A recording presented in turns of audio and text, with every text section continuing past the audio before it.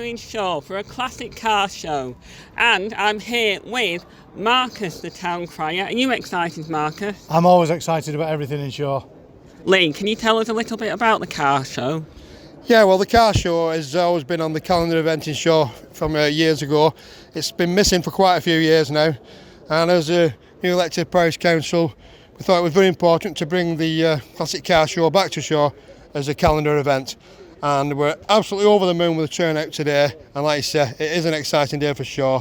So we've got the weather, so let's hope a lot of people get out here, have a look at people's cars and stuff, and enjoy what you can see today, and it'll be an amazing day for the community of Shaw.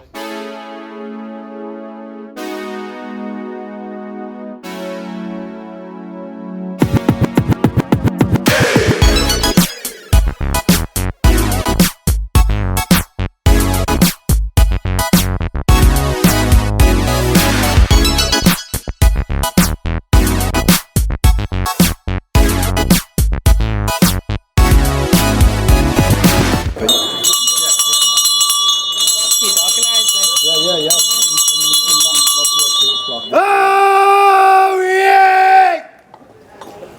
Oh yeah! Oh yeah! On behalf of the chairman, the councillors and the people of Shaw and Crompton, I welcome you all here to Market Street. Yay! Thank you. It was worth at least one of you. Try again. I welcome you all here to Market Street. Yay! Much better. Well, today we are having a classic car rally, which is the most fantastically attended event I have ever been to. There is well over 100 cars from all ilks, lorries, military vehicles, motorcycles, vintage American cars, vintage British cars, and vintage people dressed like 17th century pirates. Come along, the day is beautiful, the sky is sunny, remember it's always sunny in Shaw. And the judging will commence shortly and will go on until 3 o'clock. On behalf of everyone, welcome and God save the King. So it's a fantastic turnout here in Shaw for the classic car show. There's over 100 vehicles here, and I'm going to have a walk around and meet some of the owners and find out about the cars right now. So come on, let's go and find out. Now I'm here with this fantastic Jeep behind me. Can you tell us a little bit about it? Yeah, the history of the Jeep is I've been doing a sort of John Hammond profile from Jurassic Park for 2 or 3 years, and this came along as a project, and we bought it last November. And we spent the winter doing it up and putting all the emblems on. And it's been busy all summer. We do events, we do Comic-Cons, do shows like this, you know. Oh, fantastic. And who's your friend? This is Terry, and she's 4 months old. And she's a baby Triceratops. Okay, can I stroke it? Of course you can, she won't hurt you. All right. Oh, all right, that isn't it? I'm being brave. Yeah. This one's got attitude. Oh, I love that. Yeah. A dinosaur with attitude. Now this is a Ford Mustang, and it's famous for a film Steve McQueen was in. Now, I've not got Steve McQueen, I've got the next best thing. Can you tell us about this fantastic car? Well, it's 1968. It started life as a 6-cylinder, but now it's a V8, 5-litre V8. It got changed somewhere in America, I don't know. And obviously the rear axle's been changed as well. But I've had it about 3 years and it's been like a restoration project. So I've still got a long way to go, but... It looks absolutely fantastic. Thank you. Today we brought a 1964 Thames Trader. We bought it from an auction as it is, as you can see it. Going to get it painted, get it in our own colours, bit of advertising for ourselves. But yeah, we thought we'd bring it along, show everyone what the trucks used to be like 50 odd years ago. It's a Land Rover ambulance built by Land Rover Special Projects Division and exported in 1955 to the Singapore Ministry of Defence. The Singapore Ministry of Defence kept it in a compound for 35 years. It was re-imported the year before last. with under 5,000 miles on the clock. The only unfortunate thing is, when I came to get an army stretcher for the back of it, for some reason, the standard army stretcher is 4 inches longer than the ambulance, so you have to saw the handles off.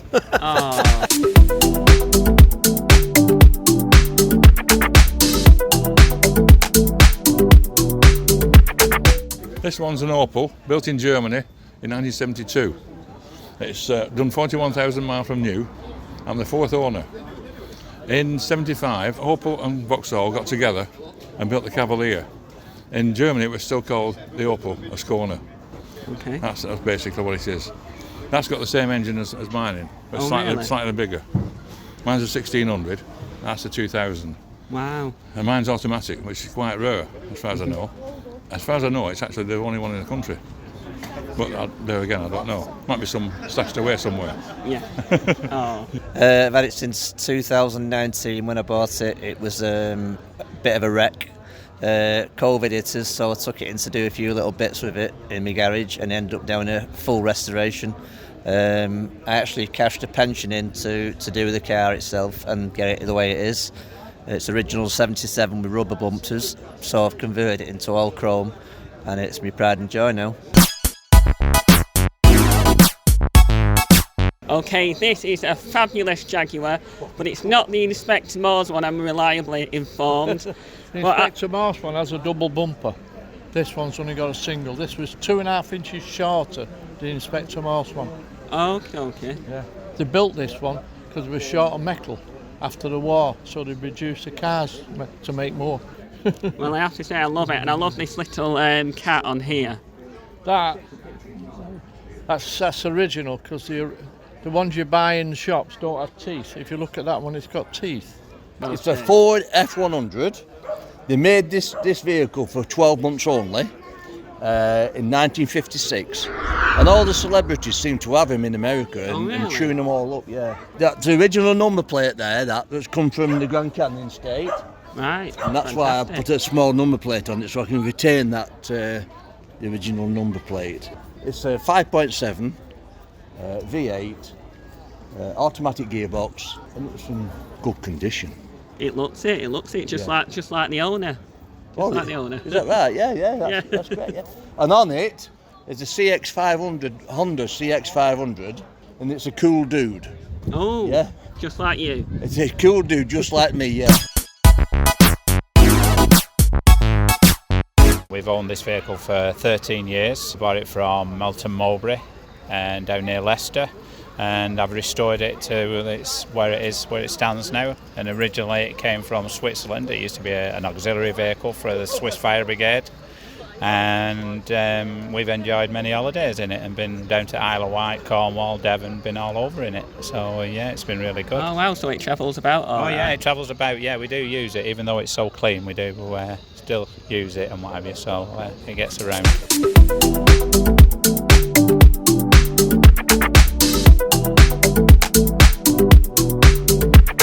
Yeah, I'm called John Cowan, that's C-O-W-A-N, and this vehicle is a 1942 Dodge Command car. Wow. Used by the American Army. It was transport for generals in the field.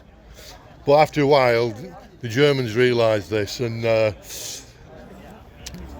Luftwaffe pilots made a beeline for these because they thought if they get this, they're going to get a general. So the generals start travelling in jeeps then to be more inconspicuous. And then they converted a lot of these into radio trucks and reconnaissance vehicles. Wow, brilliant. But this is how it would have been for the generals. And Tony, can you tell us a little bit about this vehicle? It's a 1942 Opel Blitz 1.5 ton lorry used by the German armed forces in World War II, made by the Americans. And did you mention something about David McCallum? He drove it. It was used in Colditz, a series in the early 1970s. It was used when he broke out of the prison camp. He jumped in and drove through the gates. It was used by the SS when they took the commandos into the woods as well, and a bit later on in the series. It was painted grey then, though. This is a 1960 Cadillac convertible, Series 62. I'll put the top down for you, shall I? Oh yes, definitely. Let's have a look with the top down.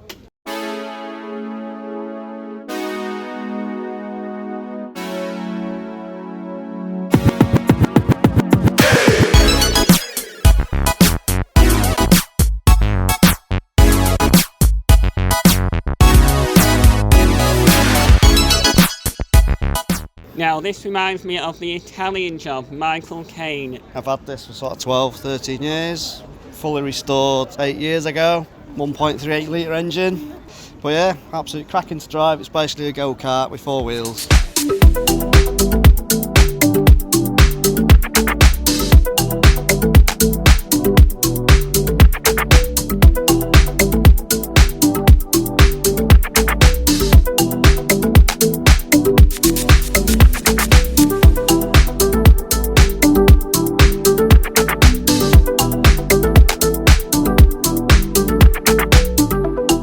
The vehicle I own is a 1942 Dodge WC-54, which is a American Army ambulance. Started its life in North Africa, landed with General Patton, then it went up and down the North African coast, and then when the Germans left North Africa, they went to Sicily. The ambulance and the Allies followed them. We being the Allies, defeated them in Sicily. Been a great turnout for the Classic Car Show here in Shaw. Absolutely brilliant, loads of people, really, really good. What are your thoughts on it, Mark, today? Like you say, it's been an absolutely fantastic turnout. We didn't have a lot of time to develop this event. We've had some fantastic support. Some absolute amazing cars, a real trip down memory lane, and this is what we want to see, a busy Market Street. So we're sure that all the shops that have been open have benefited today, and we'd like to thank the organisers. I'll leave that one to you, Lee. Yeah, we've had a lot of help from the Vintage Societies, the Thames Valley, we've got the Commercial Association. I'd just like to thank everybody involved organising this, especially Pete O'Connor, John Wood, and me and myself and colleagues. But without Pete O'Connor and John Wood, this would not have happened today. It was a taster event today. Now this has given us a massive problem, because if this is a taster, we've got to follow it up. Believe you me, we'll follow it up next year, and we'll have a lot bigger event with a lot more going on as well. On behalf of the Parish Council, I'd like to thank each and every one of you.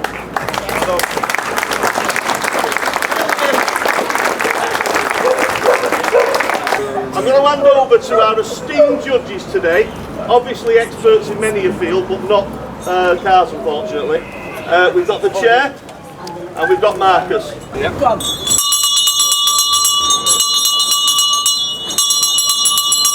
Oh yay! Oh yay! Oh yay! On behalf of the chairman, the councillors, the people of Shaw and Crompton, and a noise in a motorbike, I bring you greetings from Market Street, where today we've had a fantastic turnout for the Vintage Car and Vehicle Rally.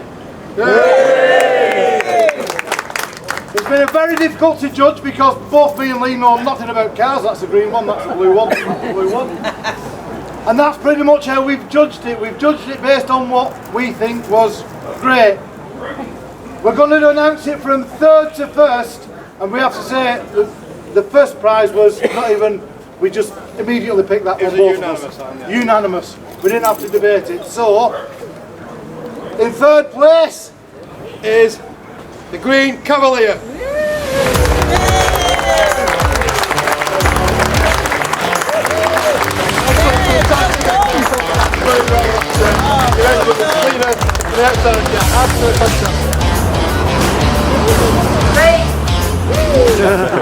In second place, now this was much debated. Yes it was, yes it was. And second place changed places about 14 times. But we decided, it's our local connection, it's the Southern Atkinsons, Lancashire legend.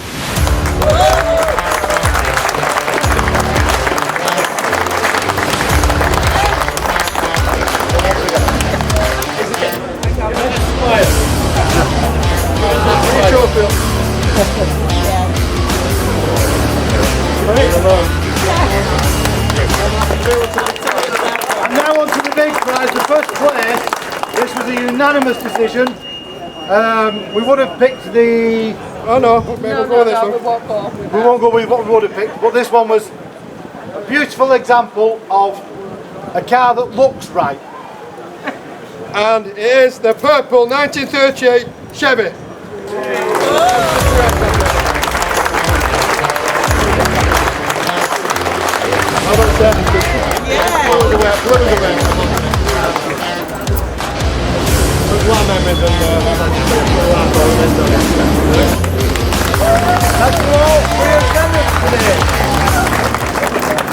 Thank you very much. It's been an absolutely amazing day, and it's going to be a yearly event on the calendar, and somehow we're going to make it bigger next year. But you guys have made it very difficult for that, because what a great turnout today. I thank everybody involved. Thank you very much.